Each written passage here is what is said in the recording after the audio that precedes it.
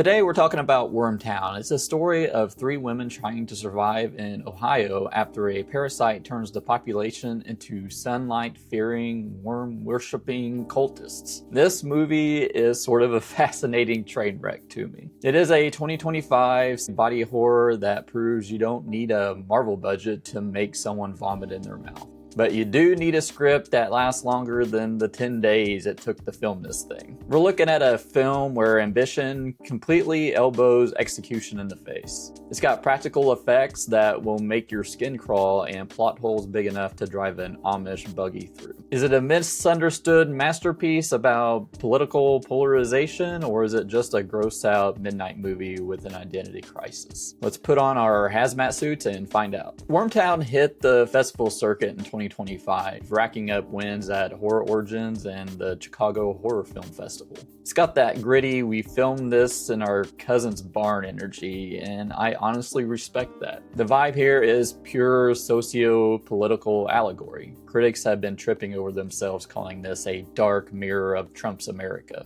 examining what a community does when a rot eats it from the core. And sure, on paper, it's a feminist reimagining of the apocalypse, three women against a patriarchal hive mind. But the real star here is the squirm factor. They used real worms, thousands of them. And if you see an actor looking disgusted, that's not acting. That's a human being realizing they aren't getting paid enough for this. We open 1 year post-outbreak, where in Ashland, Ohio, which, let's be honest, is already a tough break before the worm showed up. Our trio, Jess, Rose, and Cara, are living in a bunker.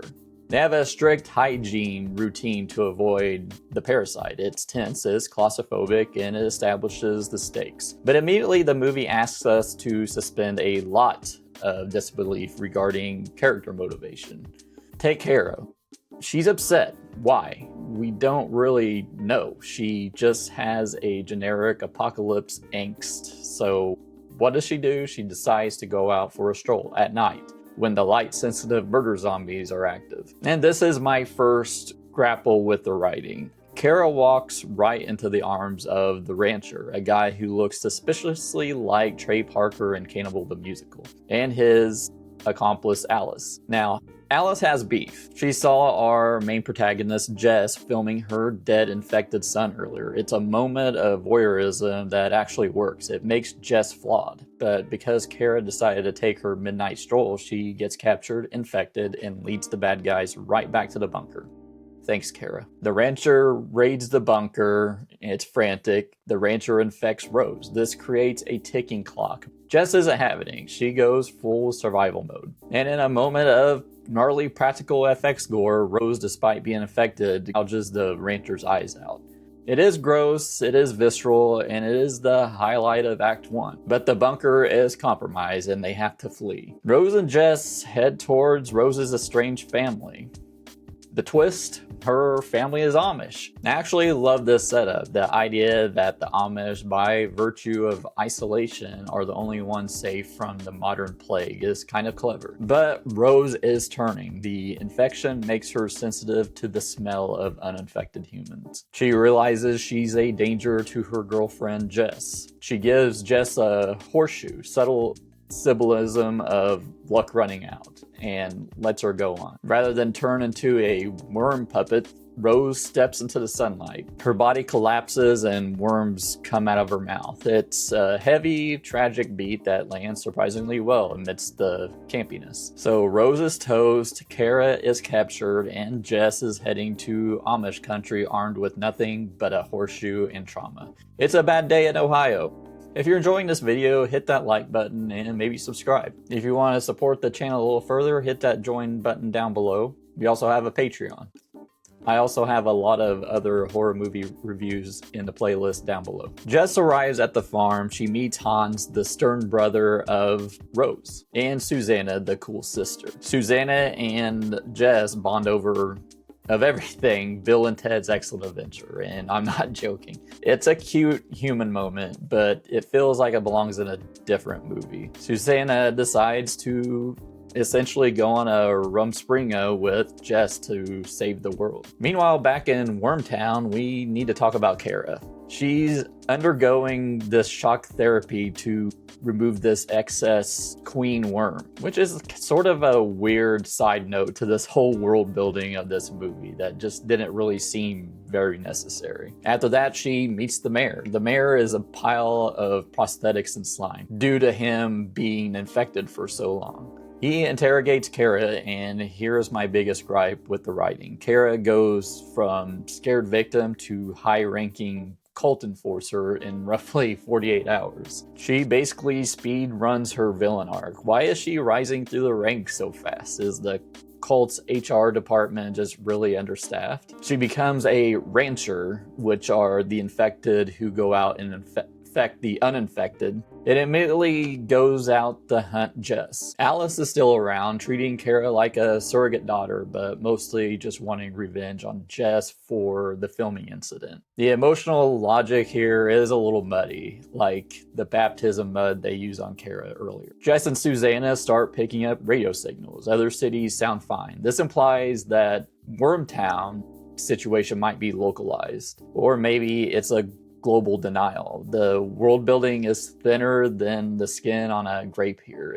If it's just Ohio, why isn't the National Guard here? The ranchers catch up, Alice attacks Jess. Susanna, who has gone from butter churning to ass kicking remarkably fast, exposes Alice to sunlight. But they show mercy, they save Alice. This leads to a redemption beat. Alice and Jess bury the hatchet. Alice realizes the mayor has been feeding them propaganda. She tells them where the radio station is to cut the broadcast. Then Alice dies and Jess burns her body. It's a lot of plot checking boxes very quickly. But now we're entering the blast zone. We're about to discuss the ending, the deaths, and the worms. If you haven't seen Wormtown, eject now. So, spoilers engaged. Cara returns to the mayor. She's pissed that Alice was sacrificed. In a moment of poetic justice or just bathroom humor, she smashes the mayor's head into the toilet. The symbol of patriarchy and corruption dies with his head in the commode. Subtle? Not really. Effective?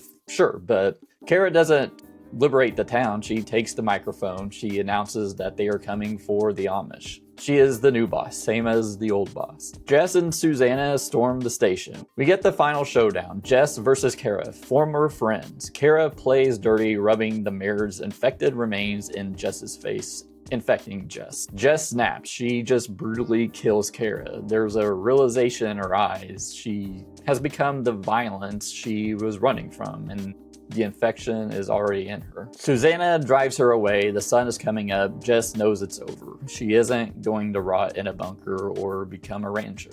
She runs into the field. Susanna tries to cover her with a blanket, but Jess dies. The movie ends with Susanna alone, holding the body of the friend she barely knew, but was willing to die for. Thematically, it's bleak. The worm isn't just a parasite, it's the corruption of survival. Rose died to protect love. Cara died because she embraced power, and Jess died because she refused to live in the dark. It's a surprisingly heavy ending for a movie called Wormtown.